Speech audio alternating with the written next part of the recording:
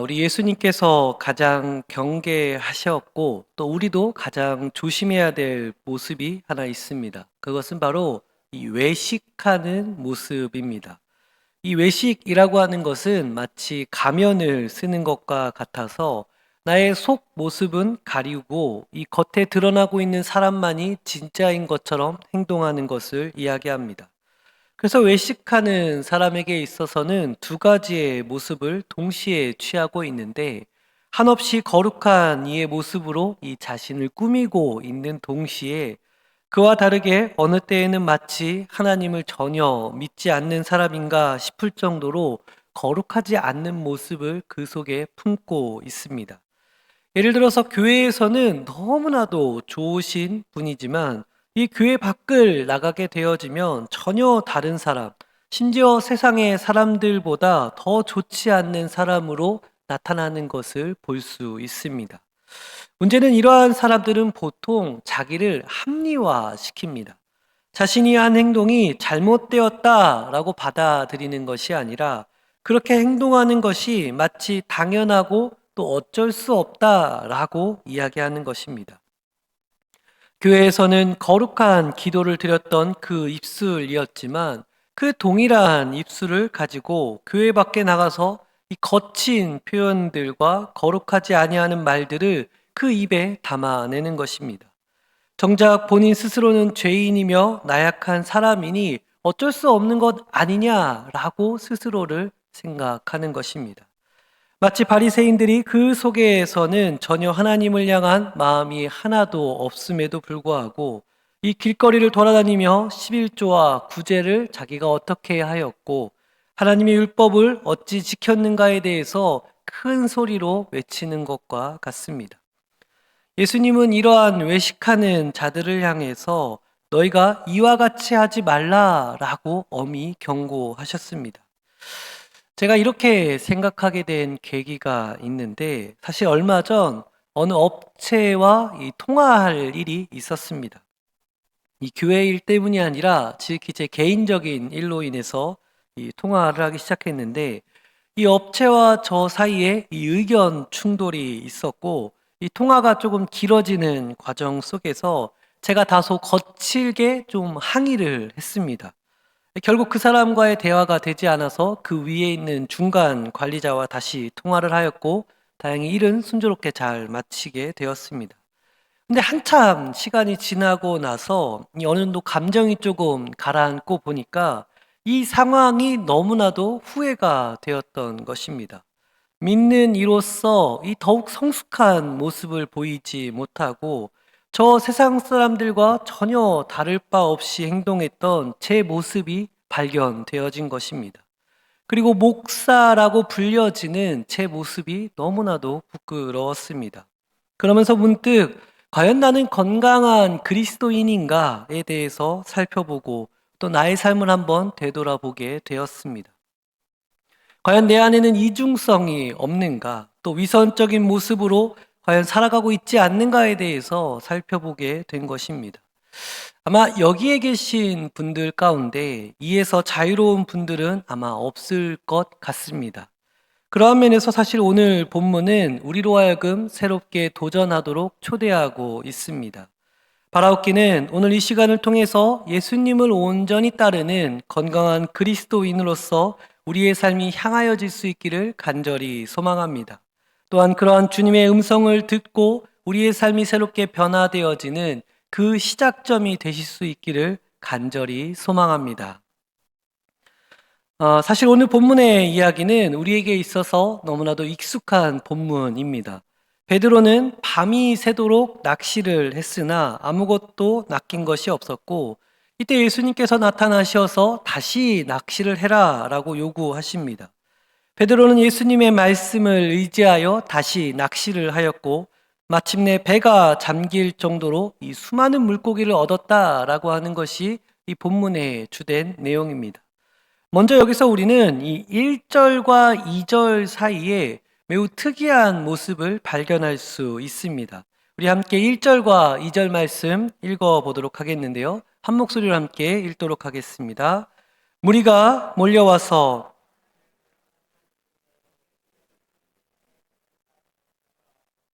호숫가에 배 두 척이 있는 것을 보시니 어부들은 배에서 나와서 그물을 씻는지라.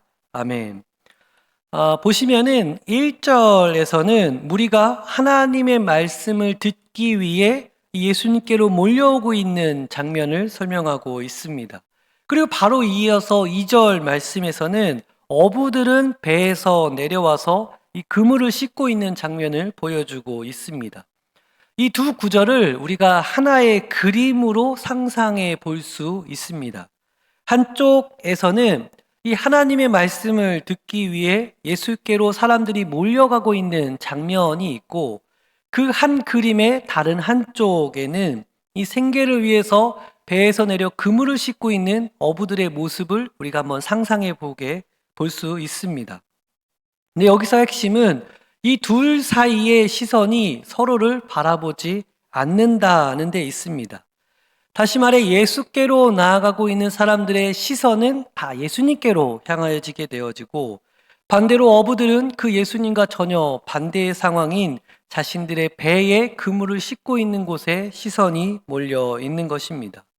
이 두 무리 사이에서는 서로에 대한 관심이 전혀 없는 것처럼 우리가 상상해 볼 수 있습니다. 말씀을 들으려 하는 이들은 생계에 전혀 관심이 없는 것처럼 보여지고, 생계에 전념하고 있는 사람들은 이 말씀에 전혀 관심이 없는 것처럼 볼 수 있다라는 겁니다. 그런데 여기서 예수님은 이 두 무리를 함께 만나게 하시고 계십니다. 말씀을 듣기 위해 찾아온 이들과 생계에 전념하고 있는 이들을 서로 만나게 하시고, 이들을 하나의 시선, 곧 예수께로 모으고 계시고 있습니다. 세속적인 것과 이 성스러운 것이 예수님 안에서 지금 함께 모여지고 있는 것을 우리는 볼 수 있다라는 겁니다. 바로 이러한 모습이 예수님께서 우리에게 원하시는 모습이기도 합니다. 이 두 가지를 구분하기보다는 이 둘을 함께 받아들이는 것을 예수님은 우리에게 요구하고 계신 것입니다. 문제는 우리는 이것을 구분 지으려 한다라는 것입니다. 거룩한 것과 이 세속적인 것을 계속해서 우리는 구분하려고 합니다. 그리고 자신이 어디에 속하여져 있는가에 따라서 그 역할도 바꾸려 하고 있습니다. 다시 말해 내가 교회에 있을 때에는 이곳이 거룩한 곳이니 스스로를 거룩하게, 그리고 거룩하다 스스로 여기면 말도 행동도 바꿉니다. 그런데 교회를 떠나 매우 일상적인 곳, 예를 들어 물건을 구매하는 시장이나 마트에 갔을 때, 혹은 일하는 직장이나 내가 편안한 가정에 이르게 되면 마치 그곳은 거룩하지 아니한 곳이다라고 여기며 전혀 다른 사람으로 바뀌는 것입니다. 그래서 그곳에서는 거친 말들을 하고 거칠게 행동을 하는 것입니다. 특별히 말하지 않는다면 야, 이 사람이 진짜 하나님을 믿는 사람인가 싶을 정도로 그들의 행동이 전혀 달라지는 겁니다. 물론 우리는 왜 이러한가에 대해서 너무나도 잘 알고 있습니다. 그것은 바로 힘들기 때문에 그러합니다. 하나님 앞에서 거룩함을 그대로 유지하며 저 세상 가운데 나아가 살아가는 것이 너무나도 쉽지 않기 때문에 그러합니다. 우리는 그곳을 세속적인 곳이기에 그곳에 맞추어 살아가는 것이 오히려 편하다라고 생각합니다. 그래서 독특하며 소위 말하는 튀는 사람으로 그곳에서 살기보다는 그곳에 자연스럽게 어울리는 사람으로 살고자 하고 있습니다. 치열한 믿음으로 삶을 살아내기보다는 그곳에 익숙한 사람으로 우리가 살기를 원하는 것입니다. 이 부분에 있어서 우리가 방향을 사실 다시 잡아야 하는 것 같습니다. 오늘 본문 속의 예수님은 이 두 가지의 모습을 서로 구별하려고 하지 않습니다. 오히려 세속적인 것과 이 거룩한 것을 한 곳으로 불러 모으고 계십니다. 이 두 가지의 모습을 품어야 하는 것을 우리에게 알려주고 계신 것입니다. 사실 이러한 면에서 오늘 본문에 등장하는 베드로의 모습은 우리가 배워야 할 자세를 보여주고 있습니다. 베드로는 우리가 잘 알고 있듯이 어부였습니다. 밤이 새도록 물고기를 낚았지만 낚지 못하였고, 그가 살아온 자신의 경험을 토대로 해서 예수님께서 하신 말씀을 거부할 수 있습니다. 그러나 그는 자신의 경험들을 다 내려놓고 예수님 앞에 순종하는 모습을 보여주고 있습니다.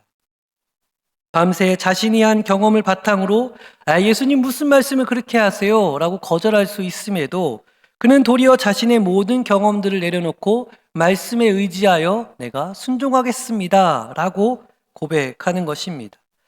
이것이 바로 우리에게 필요한 삶의 자세인 것입니다. 당연히 지금까지 살아온 삶의 경험을 바탕으로 한다면은 이 거룩한 교회에서의 모습과 저 세속적인 세상에서의 삶이 동일할 수 없다라고 우리는 생각할 수 있습니다. 거의 불가능하다라고 여길지도 모릅니다. 그리고 이렇게 결론을 내린다면 아마 삶이 그대로 끝이 날 것입니다. 더 이상 삶에 아무런 변화가 일어나지 아니할 것이고, 특별히 우리가 잘 알고 있는 이 배가 잠길 정도로 물고기를 얻는 그 놀라운 경험도 할 수 없을 것입니다. 또한 지금까지 살아온 그 생계를 내려놓을 만큼 하나님 앞에서의 결단도 확신도 없을 것이며, 다시금 나로 하여금 지치게 만드는 그 일상의 굴레 속으로 여전히 나는 그저 그렇게 살아낼 것입니다. 하지만 베드로와 같이 우리 주님의 말씀에 응답하며 살아간다면 우리의 삶은 새롭게 변화되어지고 또 새로운 삶이 펼쳐지게 될 것입니다. 우리 주님께서 예비하신 이 놀라운 삶으로 우리가 나아가길 소망합니다. 계속해서 살펴볼 말씀 가운데 우리가 아멘으로 응답하며 하나님의 뜻을 이루어가고자 결단하는 우리의 마음이 있기를 원합니다. 그래서 새로운 삶으로 한 걸음 더 나아가는 그 놀라운 역사가 오늘 이 시간 가운데 우리에게 이루어지기를 간절히 축원합니다. 그렇다면 구체적으로 우리가 어떻게 행동을 해야 하는가? 우리가 과연 어떻게 행동할 때에 그 새로운 모습으로 나아갈 수 있을까? 4절 말씀에서 우리에게 이것에 대한 힌트를 알려주고 있습니다. 4절 말씀 함께 읽도록 하겠습니다. 말씀을 마치시고 시몬에게 이르시되 깊은 데로 가서 그물을 내려 고기를 잡으라. 아멘. 놀랍게도 우리 주님은 전혀 새로운 방법을 알려주고 계시지 않고 있습니다. 전혀 새로운 것으로 우리에게 알려주고 있지 않다라는 겁니다. 물 속에다가 어떤 강한 전기를 집어넣어서 이 모든 물고기가 둥 떠오르게 만들지도 않으시고, 물고기들을 다 긁어 모으셔서 이 물 밖으로 한꺼번에 드러내시는 특이한 역사를 이루어낸 것도 아닙니다. 그저 어부들이 이전에 했던 방식 그대로 했습니다. 그대로 그물을 내려 물고기를 낚으라라고 말씀하신 것입니다. 그런데 여기서 단 한 가지 바뀌어진 것이 있다면은 주의 말씀이 먼저 선포되어졌다라는 데 있습니다. 주님은 베드로에게 깊은 데로 가라 말씀하셨을 뿐입니다. 그리고 베드로는 그 말씀에 의지하여 행동을 하였습니다. 어떠한 특별한 방식을 사용하지도 않으셨고, 어부들이 방금 전까지 자신들이 늘 해왔듯이 그 그물을 그대로 내리게 하셨습니다. 그런데 놀랍게도 그렇게 행동하였을 때에 그물이 찢어질 정도로 수많은 물고기를 얻게 되어집니다. 여기서 우리가 발견할 수 있는 것인데, 예수님은 이 두 가지의 모습을 다 취하고 계신 것입니다. 세속적인 방법을 그대로 사용하시지만 그렇다고 세속적인 것만 사용하신 것이 아니라 거룩한 말씀을 앞세워서 사용하고 계십니다. 어부들이 늘 사용해왔던 그물을 내리는 방법을 그대로 사용하시되 그에 앞서 주의 말씀을 선포하고 그 말씀에 의지하도록 만들어주고 계십니다. 아마 여기에 계신 대부분의 성도님들은 내일 출근을 하시거나 또 교회를 떠나 매우 일상적인 곳으로 돌아가게 되실 것입니다. 오늘 본문은 그 출근하는 회사를 바꾸라라는 것도 아니고, 혹은 그 회사에 출근해서 일하는 어떤 방식을 바꿔라라고 하지도 않습니다. 늘 향하였던 우리의 일상적인 곳을 뒤바꿔라라고 말씀하지도 않으셨습니다. 단지 기존의 모든 그 일상들을 그대로 유지하되 단 하나 말씀을 앞세워라 라고 요구하고 계신 것입니다. 지금까지 해왔던 그 일상을 그대로 하되 그 모든 일에 앞서 하나님의 말씀을 의지하며 살아낼 것을 우리에게 선포하고 계신 것입니다. 참 놀라운 모습이기도 합니다. 우리가 전혀 몰랐던 사실이 아니라는 것에 더 놀랍게 되어집니다. 우리는 사실 이것을 모르는 것이 아니라 잃어버리며 살아왔기 때문에 그러합니다. 말씀에 의지하여 삶을 살아내는 것을 과연 이 자리에 앉아 계신 모든 분들 가운데 모르는 사람은 전혀 없을 것입니다. 상당히 많은 분들이 이것을 알면서도 이걸 잃어버리며 살아왔던 것입니다. 만약 우리가 이 잃어버린 믿음의 자세를 되찾게 되어진다면 우리는 다시금 놀라운 삶을 경험하게 될 것입니다. 기존의 어떠한 방식을 바꾸는 것이 아니라 단지 말씀을 의지하도록 내 삶을 바꾸는 것만으로도 이 놀라운 변화가 일어나게 되는 것입니다. 당장 내 주변에 있는 사람들도 그 변화를 눈치챌 만큼 우리에게 새로운 일들이 펼쳐지는 것입니다. 왜 그러할까? 우리의 일상을 그대로 유지하면서 단지 말씀만을 의지하였을 때에 왜 놀라운 변화가 일어날까? 업무에 있어서 그리고 개인적인 우리의 일상에 있어서 이 어떠한 결과가 크게 나타나지 않는 가장 큰 이유는 그 일을 처리하는 과정, 즉 프로세스가 문제라기보다는 그 일을 담당하는 사람의 마음의 문제일 경우가 상당히 많습니다. 그저 적절한 수준에서 내가 멈추려고 하는 그 마음이 우리로 하여금 더 큰 것들을 경험하지 못하게 만든다라는 겁니다. 오늘 본문 속에서도 밤이 새도록 어부들은 낚시를 하였지만 이제 이만큼 했으면 됐다. 내가 밤새 이만큼 했으면 적절하다. 이제 그만 되었다라고 하여 물고기를 거두는 것과 그물을 거두는 것과 같습니다. 이 낚시하는 방법이 문제가 아니라 이제 그만 되었다라고 여겨지는 이 어부들의 마음이 더 많은 결과들을 얻어내지 못하게 만들었다라는 겁니다.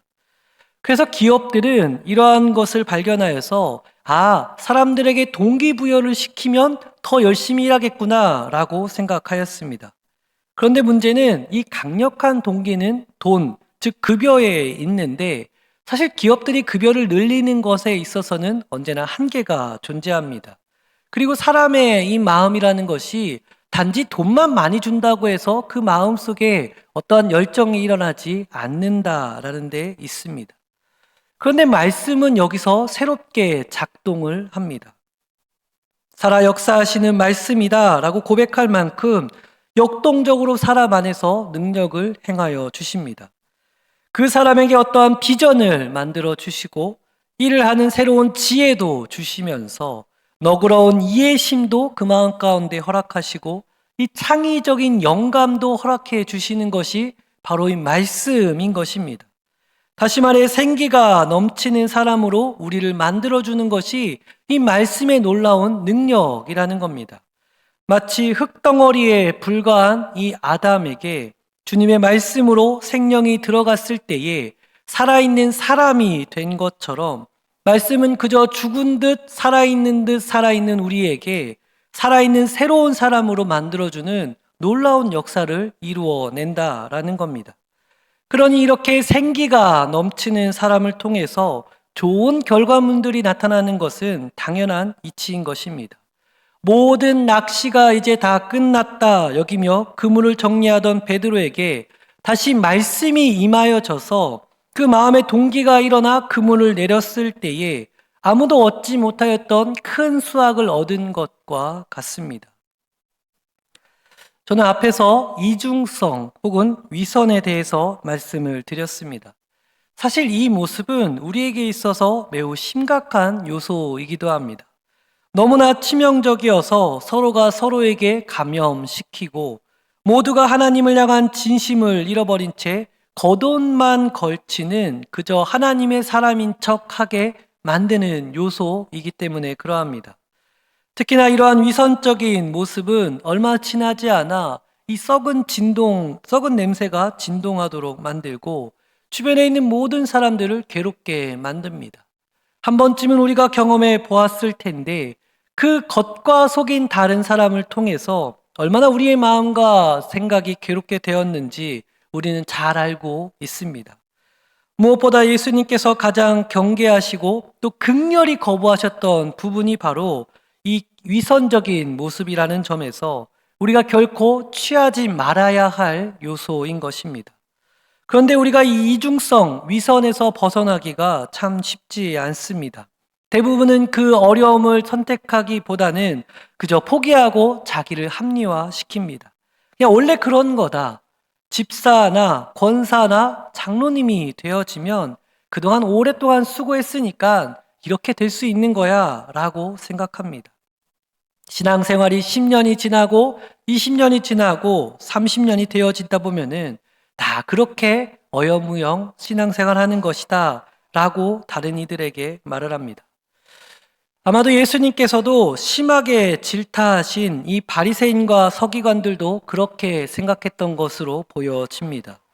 저는 이 부분에 관하여서 과연 우리가 이것을 어떻게 타개해 나갈 것인가, 끊임없이 나의 삶을 하나님께서 원하시는 삶으로 나아갈 수 있는가에 대해서 고민해 보았을 때에 그 핵심 속에서는 날마다 말씀을 더 의지하는 모습이 필요하다라는 것을 생각하게 되었습니다.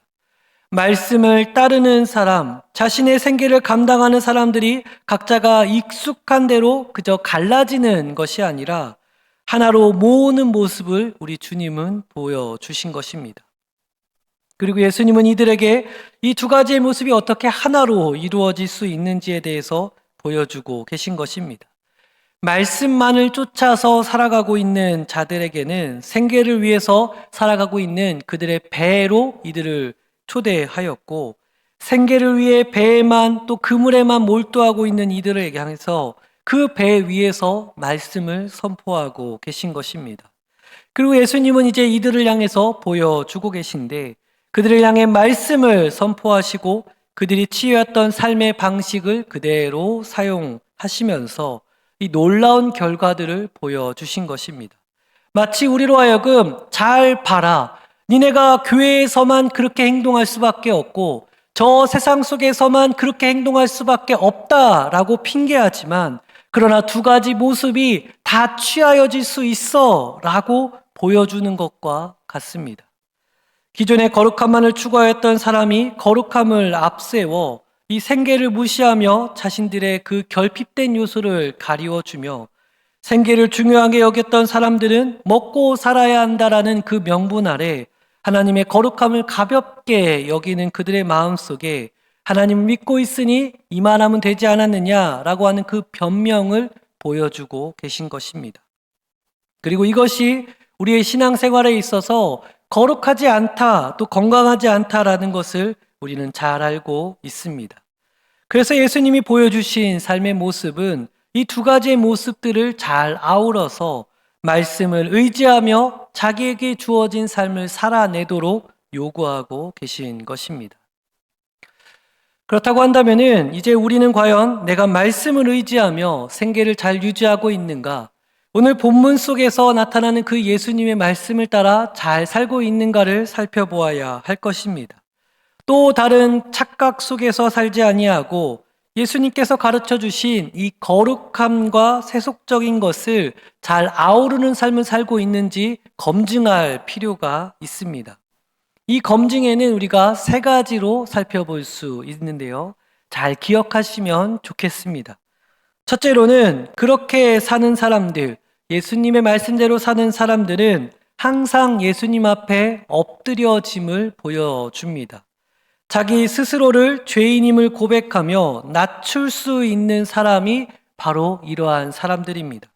8절 말씀 속에 나타나는 모습인데요. 베드로가 우리에게 보여주었던 모습입니다. 8절 제가 봉독하도록 함께 8절 말씀 우리가 함께 읽도록 하겠습니다. 시몬 베드로가 이를 보고 예수의 무릎 앞에 엎드려 이르되 주여 나를 떠나소서 나는 죄인이로소이다. 아멘. 바로 예수님을 온전히 따르는 그 검증되어지는 모습은 이와 같이 예수님 앞에 자신이 죄인임을 늘 고백하는 사람들입니다. 두 번째로 이러한 사람들은 주변의 사람들로 하여금 반응하도록 만들어냅니다. 주변에 나와 함께 있던 사람들의 입술 속에 그 놀라운 변화가 일어나고 있음을 증언하게 되어집니다. 9절 말씀 속에 이것이 나타나고 있는데요. 9절 말씀 우리 함께 읽도록 하겠습니다. 이는 자기 및 자기와 함께 있는 모든 사람이 고기 잡힌 것으로 말미암아 놀라고. 아멘. 셋째로는 이전에 자신의 삶과 다른 새로운 삶, 예수님을 전적으로 따르는 삶을 보여줍니다. 말 그대로 이제는 내가 사는 것이 아니요 나를 위하여 자기 자신을 내어주신 예수 그리스도로 말미암아 살아내는 삶을 보여주는 것입니다. 11절 말씀 속에 이 베드로가 보여주었던 모습인데요. 11절 말씀 함께 읽도록 하겠습니다. 그들이 베드로를 육지에 대고 모든 것을 버려두고 예수를 따르니라. 아멘. 이렇게 우리가 살아낼 때에 예수님은 우리에게 다시 말씀하시고 새로운 비전을 주시는 것입니다. 마치 베드로에게 이후에 네가 물고기를 낚는 것이 아니라 이제 사람을 취하는 사람이 되는 것으로 우리에게 선포해 주시는 것입니다. 이전에 작은 이 삶으로 말미암아 이제 새로운 그리스도인이 되어져서 주변에게 영향을 주는 것으로 우리를 사용하신다라는 겁니다. 말씀을 정리하고자 합니다. 우리는 위선적인 모습, 이 겉과 속이 다른 모습을 경계해야 합니다. 예수께서 가장 조심해야 되는 삶이라 말씀하셨고, 우리가 이러한 위선적인 삶을 살아낼 때에 얼마나 추악한 냄새가 나는지 잘 알고 있기 때문에 그러합니다. 이에 오늘 본문 속의 예수님은 이 갈라지는 전혀 다른 모습을 취하고 있는 두 가지의 삶을 하나로 모으시는 모습을 보여주고 계십니다. 거룩한 말씀을 쫓아 생계를 내려놓은 사람과 생계를 위해 말씀을 외면한 사람들을 예수님 앞에 다 불러 모으고 계십니다. 각자가 어쩔 수 없는 필요에 의해 살아가는 삶의 방식만을 취할 것이 아니라 두 가지 모습을 다 취하여야 함을 우리에게 보여주신 것입니다. 그리고 이에 대한 구체적인 방법을 이 베드로에게 행하여 주시는데 바로 말씀을 먼저 선포하시고 베드로로 하여금 기존에 자신이 사용해왔던 방법을 그대로 사용하게 하십니다. 이는 곧 우리에게도 역시나 우리의 기존의 삶의 방식은 그대로 유지하되 그보다 앞서 우리의 삶이 말씀을 의지하며 살아가야 함을 보여주고 계신 것입니다. 바울은 고린도 교인들에게 너희가 먹든지 마시든지 무엇을 하든지 다 하나님의 영광을 위하여 하라라고 선포하였습니다. 기존의 삶의 방식은 그대로 유지하되 하나님께 영광이 되는 것, 하나님의 말씀으로 말미암아 살아내야 될 것을 요구하고 있는 것입니다. 본문은 그러할 때 삶의 놀라운 결과들을 보여주고 있습니다. 이전에 얻지 못하였던 놀라운 결과들, 놀라운 수확을 보여주고 있는 것입니다. 여기서 우리는 나아가 한 걸음 더 생각할 수 있는 것은 그러면 내가 그렇게 삶을 살아내고 있는가? 여전히 나는 두 가지의 모습을 잘 취하며 예수님 안에서 건강한 그리스도인으로 살아가고 있는가에 대해서 살펴볼 때에 세 가지로 검증할 수 있습니다. 첫째는 여전히 나를 낮추어 예수님 앞에 엎드리고 있는지, 둘째는 나의 주변의 사람들로 하여금 나의 변화에 대해서 증언하고 있는지, 셋째는 이전의 삶의 방식을 다 내려놓고 온전히 예수님만을 따르고 있는지로 우리의 건강한 그리스도인임을 검증할 수 있는 것입니다. 바라옵기는 이곳에 계신 모든 분들의 삶 가운데 이러한 변화가 일어나기를 원합니다. 주님의 말씀을 의지하여 살아냄으로 말미암아 우리의 자기의 삶 가운데 새로운 변화가 일어나시길 간절히 소망합니다. 그리하여 하나님께 기쁨이 되는 삶, 함께하는 이들에게 감동이 되어지는 삶들이 늘 펼쳐질 수 있기를 간절히 축원합니다. 이 시간 우리가 그 마음 담아서 함께 고백하며 마무리하기를 원하는데요. 한번 저를 따라 고백하며 나아갔으면 좋겠습니다. 함께 고백해 볼까요? 말씀을 의지하여 내가 살겠습니다. 한 번 더 고백하겠습니다. 말씀을 의지하여 내가 살겠습니다. 이러한 고백 속에 우리 주님의 뜻을 더욱더 이루며 살아가는 우리 모두가 되시길 간절히 축원합니다. 기도하겠습니다.